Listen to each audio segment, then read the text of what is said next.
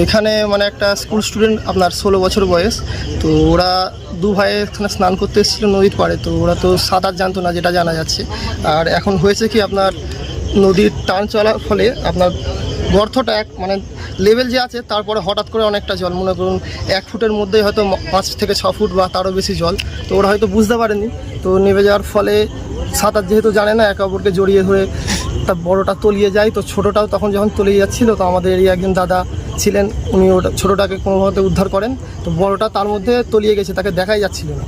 তো তারপরে আমাদের পাড়া প্রতিবেশী আমরা যে কজন ছিলাম, মনে করুন প্রায় গোটা 20 জন ছেলে, অনেকে নৌকা করে জাল ফেলে, অনেকে আমাদের বড়রা ছোটরা বিভিন্ন মানে নদীতে ডুব দিয়ে অনেকক্ষণ ধরে চেষ্টা করেছে যে তোলার।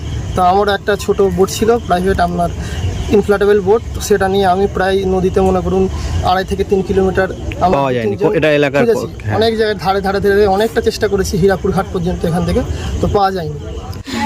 আমাকে বলে দিয়েছিল, এর আগে গিয়েছিল একবার, এর আগে একবার গিয়েছিল, গিয়ে ভালো করে হাত মানে গা ধুয়ে চলে এসছে। আমি জানি যে ওই রকমই আছে, তাও বারণও করেছি আজকে, বলছি যাসনি, তোর পাপা মারবে, যাসনি বাবু, অনেক বারণ করেছি, বলে এক্ষুনি চলে আসবো।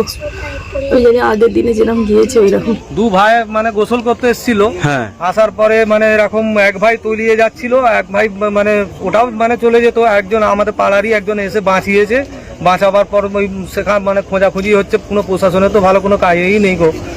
মানে সেই হয়েছে 2টোর সময়, আর এখন এসছে মানে এ করতে লেডি না, প্রত্যেকদিন আসেনি, মানে কোনো সময় আসতো আর কি। আচ্ছা, সময় আস্তে আস্তে মানে একদম ইয়ং বাচ্চা, মানে 16 বছরের ছেলে বলে নেবে, অনেক খুঁজে কিছু মানে পাচ্ছি না গো। তো তারপরে মানে আসতে পুলিশ আসলো, আসার পরে সব মানে ডুবরিকে নিয়ে এসেছিল।